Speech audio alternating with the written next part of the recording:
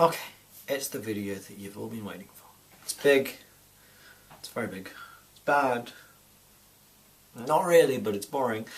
It's the blast furnace. But seriously, these things are fucking huge.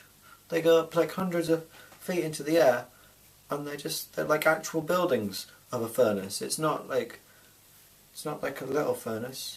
It's fucking enormous. And they're always kept running, because if you let it cool down and you let all the molten iron and rock that's inside it kind of solidify, heating them up again is damn near impossible, bloody expensive, because you've got to kind of remove all the stuff that you can't heat back up, and then, yeah, it's all a big palaver and they never do it. So once you set up a blast furnace, that's it fucking runs forever. And the basic way it works is that you've got this big tall blast furnace, you put your stuff in the top, and you get iron out of the bottom. You put in coke, which is an impure form of carbon created by heating coal in the absence of air.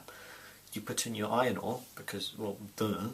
That's usually iron oxide, iron 3 oxide if you're going to be pedantic, and then you put in limestone, which I'll explain later.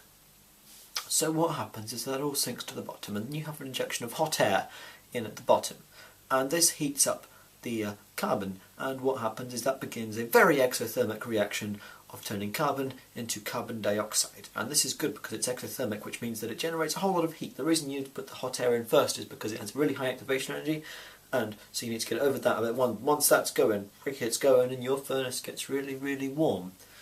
Now, what happens when you've got that carbon dioxide is there's still some carbon left over because there wasn't enough oxygen. So what happens is that carbon dioxide reacts with more carbon to form carbon monoxide.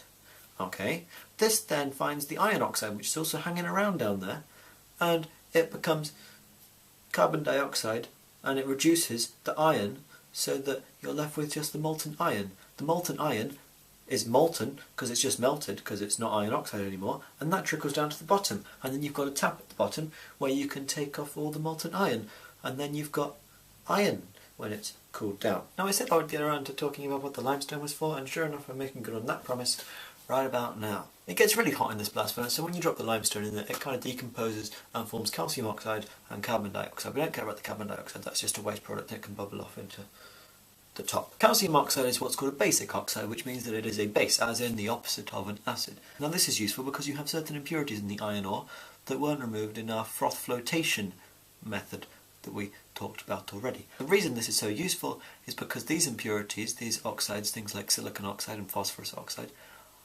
are acidic, and we don't want them to stay there because they're kind of solid and they don't melt even in this intense heat, and so they just kind of clog up the blast furnace, which we don't need because this is a continuously running process. Remember that if it reacts with the calcium oxide, what happens is that it neutralizes and it turns into it turns into calcium silicate or calcium phosphate, depending on what the oxide is, and this will melt and it will trickle down. Now it's lighter than the iron, which is important to remember. It will trickle down, it will float on top of the iron.